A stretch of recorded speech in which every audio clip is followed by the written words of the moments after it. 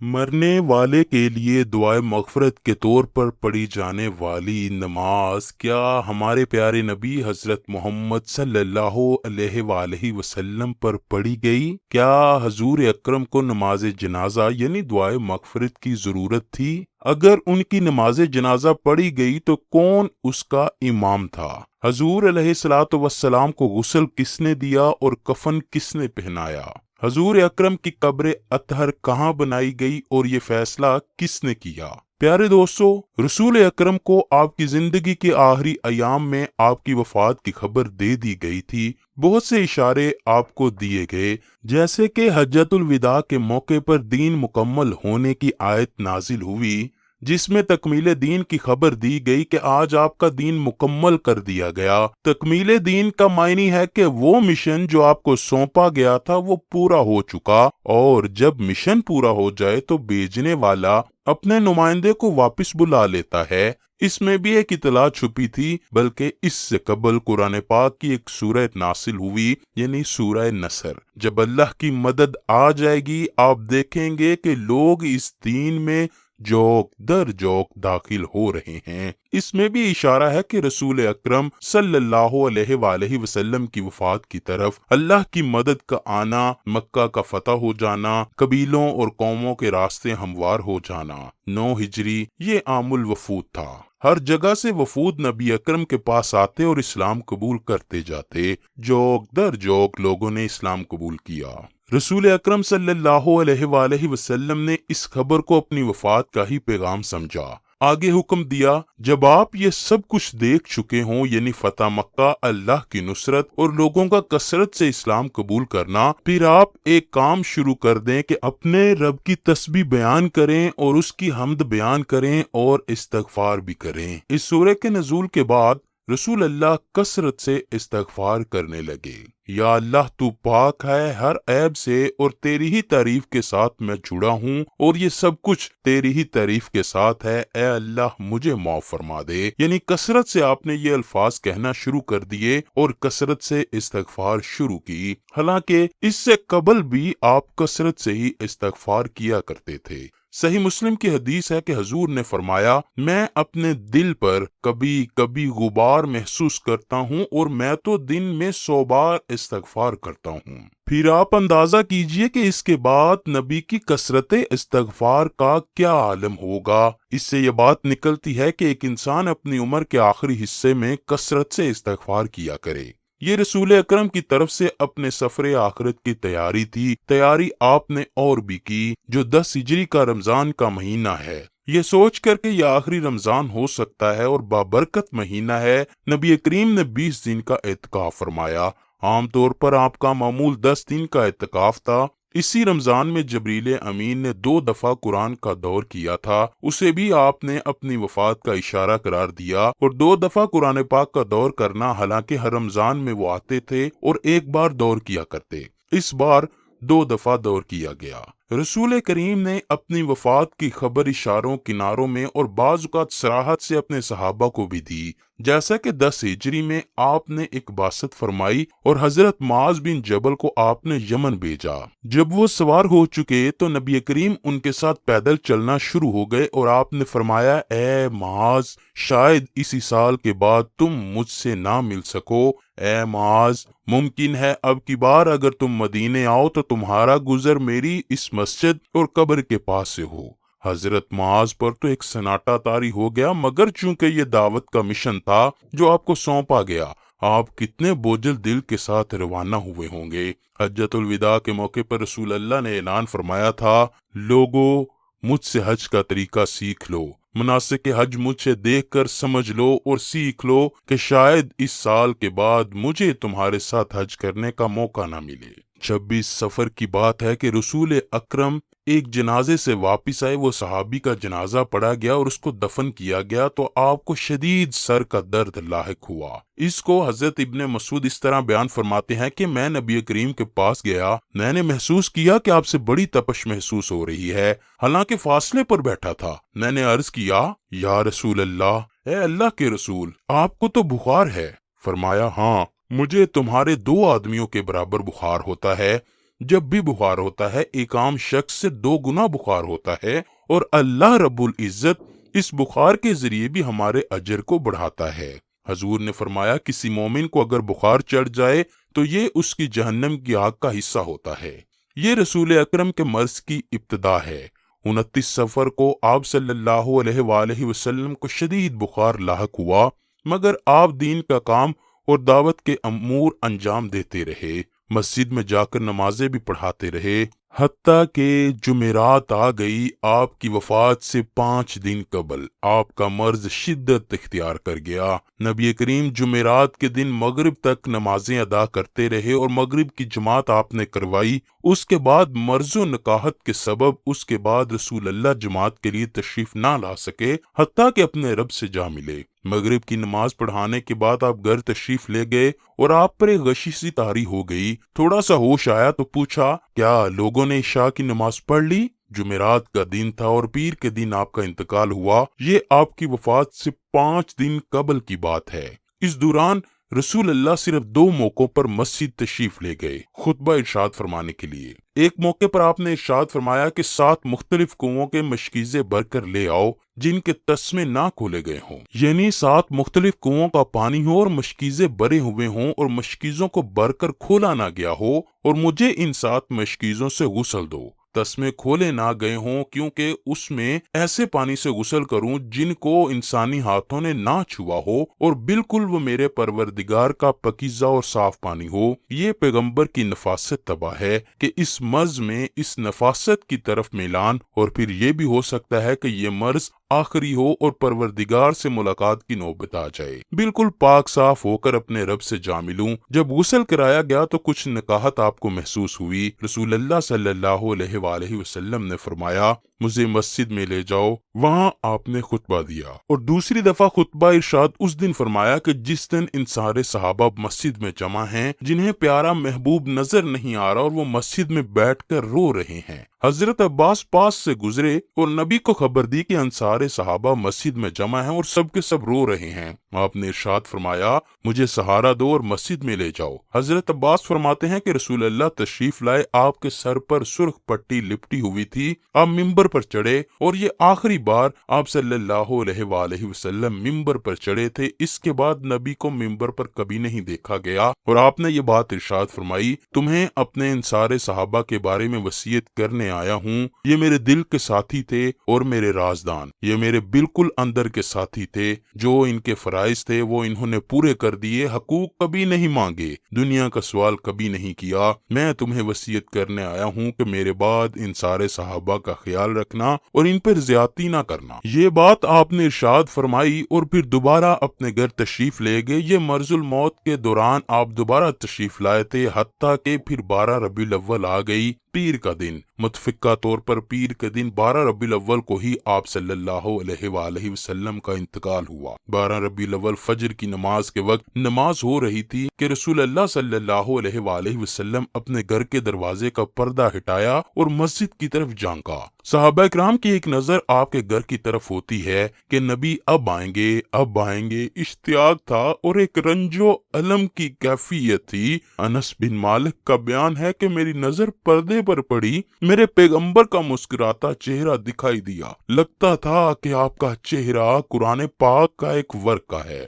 اس طرح صاف ستھرا محسوس ہو رہا تھا، تبسم آپ کے چہرے پر تھا۔ ابھی نماز قائم تھی، جو مشن آپ نے صحابہ کو دیا اس پر عمل ہو رہا تھا، اور صحابہ دین پر پوری طرح جمے ہوئے تھے، ڈٹے ہوئے تھے۔ آہستہ آہستہ تمام صحابہ کی نظر اس طرف پڑ گئی اور ایک عجیب خوشی کی کیفیت طاری ہو گئی۔ ابو بکر صدیق نے پیچھے ہٹنا چاہا کہ شاید اللہ کے نبی کو افاقہ ہے اور آپ مسجد میں آنے والے ہیں اور جماعت فرمائیں گے۔ پھر آپ نے اشارہ کیا کہ اپنی جگہ پر کھڑے رہو اور جماعت پوری کرو، اور پھر آپ نے پردہ گرا دیا۔ یہ 12 ربیع الاول آپ کا آخری دن تھا۔ نبی کو مختلف باتیں یاد آئیں، اپنی وفات یاد آئی۔ یہ بات سوچی کہ وفات کے بعد امتیں بعض اوقات اپنے مشاہیر کے تعلق سے مبالغے کا شکار ہو جاتی ہیں۔ رسول اللہ نے ایک دعا اور ایک بد دعا فرمائی۔ دعا یہ تھی، یا اللہ میری قبر کو پوجا گاہ نہ بنانا کہ لوگ یہاں پر آئیں، پرستش کریں اور پوجا کریں۔ اور بد دعا یہ فرمائی، اے اللہ یہود و نصارہ پر لعنتیں برسا، انہیں نیست و نابود کر دے کہ جنہوں نے اپنے نبیوں کی قبروں کو سجدہ گاہ بنا ڈالا۔ دراصل رسول اللہ یہود و نصارہ کے اس فعل کو ذکر کر کے اپنی امت کو ڈرا رہے تھے کہ اس عمل پر، کہ اگر یہود و نصارہ کے لیے لعنت اور بربادی کی بد دعا ہے تو اگر یہ کام تم بھی کرو گے تو تم بھی ہمیشہ کے لیے مستحق لعنت قرار پاؤ گے اور بربادی تمہارا مقدر بن جائے گی۔ سیدہ فاطمہ آپ کی بیٹی آپ کے پاس آئیں اور روتی ہوئی، اور پھر وہ رسول اکرم کے پاس آ کر بیٹھ گئیں۔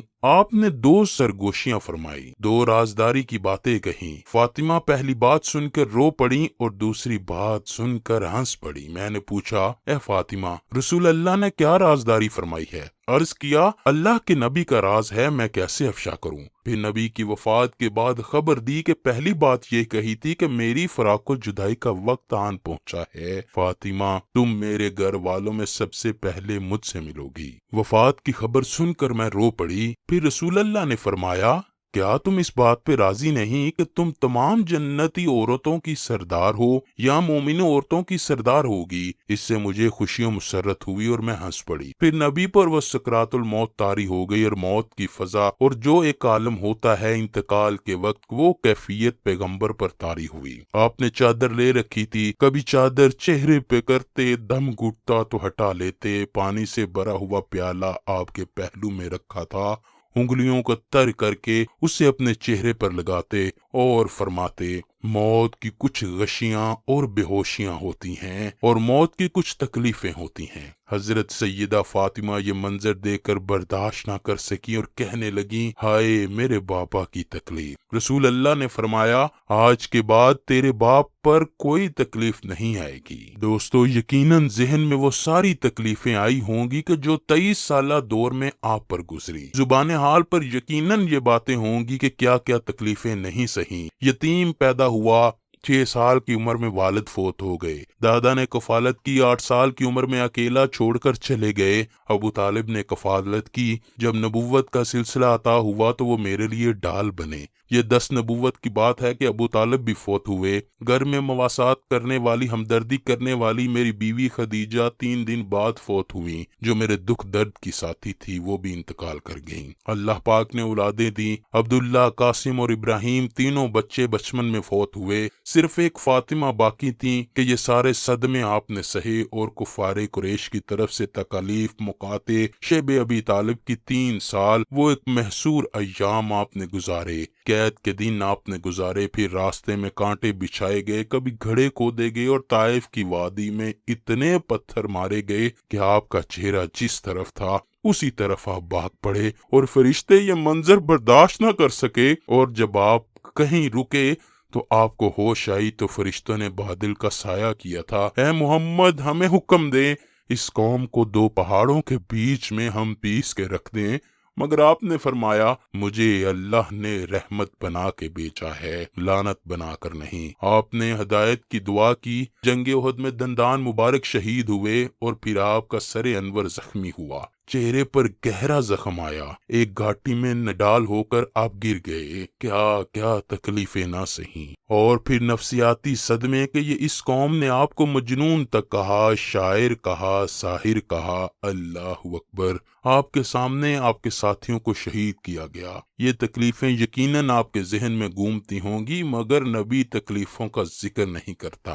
فرمایا، فاطمہ آج کے بعد تیرے باپ پر کوئی تکلیف نہیں آئے گی۔ حضرت عائشہ فرماتی ہیں، مجھ پر اللہ کی نعمتوں میں سے یہ بھی ہے کہ جہاں اللہ کے پیغمبر فوت ہوئے وہ میرا گھر تھا اور میری باری تھی، آپ کا سر انور میرے سینے سے ٹکا ہوا تھا اور میری تھوڑی سے آپ کا سر چھو رہا تھا۔ مجھے نبی کی حدیث یاد آ گئی کہ جب کسی بھی نبی کا آخری وقت آتا ہے تو اللہ پاک اسے موت سے پہلے جنت میں اس کا گھر دکھا دیتا ہے، اس کا محل دکھا دیتا ہے، اور نبی کا اوپر کی طرف دیکھنا، مسلسل دیکھنا، گویا اللہ رب العزت جنت میں آپ کو آپ کا گھر دکھا رہا تھا۔ پھر اللہ پاک نبی کو اختیار دیتا ہے کہ چاہو تو اور وقت گزار لو، ہم آپ کو اور زندگی دیے دیتے ہیں، اور اگر چاہو تو ہمارے پاس آ جاؤ۔ نبی نے چھت کی طرف مسلسل دیکھا اور پھر فرمایا مجھے رفیق اعلیٰ منظور ہے۔ جب میں نے یہ الفاظ سنے تو میں نے دل میں یہ بات طے کر لی کہ اس کا معنی ہے کہ نبی نے اللہ کی رفاقت کو چن لیا اور اب ہم سے جدائی کا وقت آ گیا۔ آخری وقت آپ نے مسواک بھی کی۔ یہ پیغمبر کی نفاست طبع اور عمدہ ذوق تھا۔ اللہ پاک نے اختیار بھی دیا تھا کہ چاہو تو ان پہاڑوں کو سونے کے بنا کر تمہارے ساتھ چلا دوں، مگر آپ نے فکر کی زندگی کو ترجیح دی۔ چنانچہ آپ فوت ہوئے تو گھر میں تھوڑا سا اسلحہ تھا، ایک خچر تھا اور 7 اشرفیاں تھی جو آپ نے اپنی مرض الموت میں ہی تقسیم فرما دیں۔ یہ سردار کائنات کے گھر کا عالم ہے۔ اللہ اکبر۔ پھر حضور اکرم کی تجہیز و تکفین کا موقع آیا تو حضرت علی گھر کے دروازے پر موجود تھے، اور حضرت اسامہ بن زید اور حضرت فضل بن عباس نے کپڑا لگا کر پردہ بنایا۔ پھر اوس ابن خولہ انصاری صحابی کو اندر بلایا گیا جو گڑھے بھر بھر کر لاتے رہے اور پانی دیتے رہے۔ اس کے بعد حضرت سیدنا علی نے اپنے ہاتھ پر کپڑا لپیٹا اور اپنے ہاتھ سے حضور اکرم کی قمیص کے اندر جسم اقدس کو مسلتے رہے، اور پھر فضل بن عباس اور قسم بن عباس اور حضرت عباس کے دونوں بیٹے پانی اونڈیلتے رہے، لہٰذا حضور کو غسل دیا گیا، اور یہی دونوں حضرات حضور کی کروٹیں بھی بدلتے رہے تاکہ جسم اطہر پر پانی اچھی طرح چلا جائے۔ پھر 3 سفید کپڑے لائے گئے، حضور اکرم کو 3 سفید کپڑوں میں کفن دیا گیا، جیسا کہ آج کل ہمارے دور میں دیا جاتا ہے۔ وفات سے کچھ ہی عرصہ پہلے حضرت انس نے عرض کیا یا رسول اللہ، جب آپ کی وفات ہو جائے تو آپ کو کون غسل دے؟ حضور اکرم نے فرمایا میرے اہل بیت۔ یہ وہ اہل بیت تھے کہ جو اسی وقت گھر میں موجود تھے۔ پھر عرض کیا آپ کو قبر میں کون اتارے؟ فرمایا میرے اہل بیت۔ عرض کیا جنازہ کون پڑھے؟ اس پر حضور کی آنکھوں سے آنسو آ گئے۔ فرمایا جب میری وفات ہو جائے تو جگہ خالی چھوڑ دینا، اور سب سے پہلے اللہ مجھ پر رحمت فرمائے گا۔ یہ اشارہ تھا کہ جنازے میں درود شریف پڑھنا ہے، نبی کے لیے مغفرت کی کوئی دعا ہو سکتی ہے بلا؟ پھر فرمایا جبرائیل آئیں گے اور وہ میرے لیے دعا کریں گے، پھر میرے اہل بیت آ جائیں، سارے مرد آئیں، وہ دعا کریں، پھر اس کے بعد ان کی عورتیں آئیں اور بچے آئیں، پھر غلام آئیں، اس طرح پھر مہاجرین آ جائیں، ان کے مرد پہلے، پھر عورتیں اور بچے۔ اسی طرح فرمایا کہ انصار آ جائیں، ان کے مرد پہلے، پھر عورتیں اور بچے، اور آخر پر غلام۔ اس طرح جنازہ حضور اکرم پر درود و سلام پڑھا گیا۔ اسی طرح حضور اکرم کی قبر کھودنے کا موقع آیا تو اس میں بھی لوگوں میں اختلاف تھا کہ حضور کی قبر کہاں بنائی جائے۔ اتنے میں حضرت ابوبکر منبر پر تشریف لائے اور کہا کہ میں نے رسول اللہ سے سنا تھا کہ جہاں میری وفات ہو مجھے وہاں ہی دفن کیا جائے۔ اسی طرح کی بات شیر خدا حضرت علی سے بھی منسوب ہے۔ آپ نے فرمایا کہ جہاں نبی کی وفات ہوتی ہے وہاں پر ہی اس کی تدفین کی جاتی ہے۔ حضرت ابو عبید رضی اللہ تعالیٰ عنہ نے مدینہ کے دستور کے مطابق قبر کھدوائی،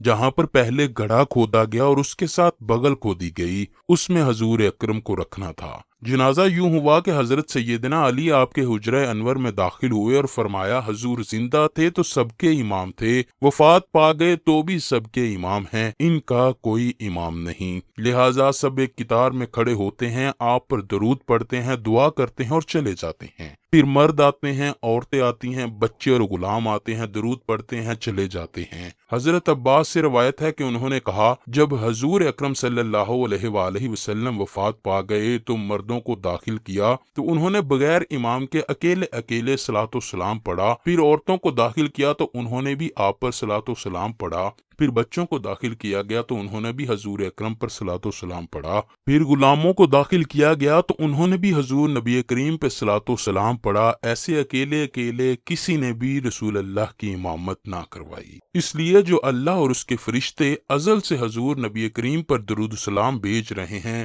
اسی طرح آپ کے مبارک جنازے پر بھی آپ پر درود و سلام بھیجا گیا۔ اسی طرح پیر کا دن، منگل کا دن اور رات کو کسی وقت حضور کا جنازہ مکمل ہوا۔ فرماتے ہیں کہ 32 گھنٹے لگ گئے کہ جگہ کی قلت کی وجہ سے اور صحابہ کرام کی پاؤں تلے زمین کھسک چکی تھی، اور جب یہ سلسلہ مکمل ہوا تو حضرت سیدنا علی نے حضرت عبد الرحمن بن عوف، حضرت اسامہ اور ایک غلام نے مل کر قبر اطہر میں جسم اطہر کو اتارا۔ اللہ پاک سے دعا ہے کہ وہ ہمیں نبی کریم صلی اللہ علیہ وآلہ وسلم کے پیارے روضہ مبارک کی زیارت نصیب فرمائے۔ کمنٹ سیکشن میں آمین ضرور لکھیے گا۔